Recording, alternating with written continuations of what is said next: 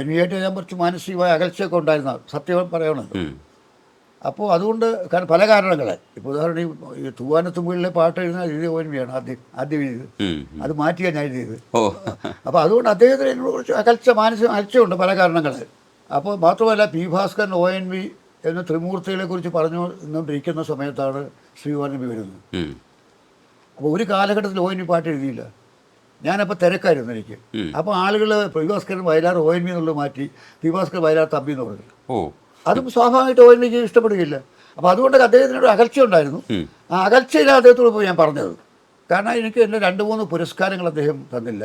ഇതൊക്കെ എൻ്റെ അനുഭവങ്ങളാണ്, തുറന്ന് സത്യമാണ്, ഒരു അപവാദങ്ങളല്ല, സത്യമാണ്. അപ്പോൾ സാഹിത്യ അക്കാദമി എൻ്റെ കവിതയ്ക്ക് 31ാമത്തെ വയസ്സിൽ കിട്ടേണ്ടത് അദ്ദേഹം തന്നില്ലത്. അദ്ദേഹം ഉണ്ടായിരുന്ന കമ്മിറ്റി അദ്ദേഹം എതിർപ്പുണ്ട് കിട്ടാത്തത് തകഴിച്ചേട്ടാണ് എന്നോട് പറയുന്നത്. തകഴിച്ചേട്ടൻ കള്ളം പറയേണ്ട ആവശ്യമില്ല. അപ്പോൾ അങ്ങനെ അനുഭവം കൊണ്ടിരിക്കും. അപ്പോൾ എനിക്കും അകൽച്ച ഉണ്ടായിരുന്നു. പക്ഷെ ഞാൻ ഈ പുസ്തകം കവിത പാട്ടുകൾ എഴുതി കഴിഞ്ഞപ്പോൾ ഞാൻ അദ്ദേഹം ഒരു കവിയാണ്, ഞാൻ പോയി പറഞ്ഞാൽ അനുസരിച്ചെങ്കിൽ എഴുതുമെങ്കിൽ എഴുതട്ടെ എന്നാൽ ഞാൻ പോയി. ഞങ്ങൾ പിണങ്ങിയിരിക്കുമ്പോഴും ഏതെങ്കിലും പൊതു സദസ്സിൽ വെച്ച് ഒ എൻ വി കണ്ടാൽ ഞാൻ പോയി കാലത്തൊട്ട് വരും. അതെൻ്റെ സ്വഭാവമാണ്. എൻ്റെ അമ്മ എന്നെ പഠിപ്പിച്ചത്. നിന്നേക്കാൾ മുതിർന്നവരും നിന്നേക്കാൾ കഴിവുള്ളവരും നിൻ്റെ ഗുരുസ്ഥാനീയരെ കണ്ട കാര്യത്തൊട്ട് നിനക്ക് ഇഷ്ടമോ അനിഷ്ടമോ നോക്കരുത്. നീ തൊഴുന്ന ഗുരുവിനെയാണ് എന്ന് ഓർക്കണം.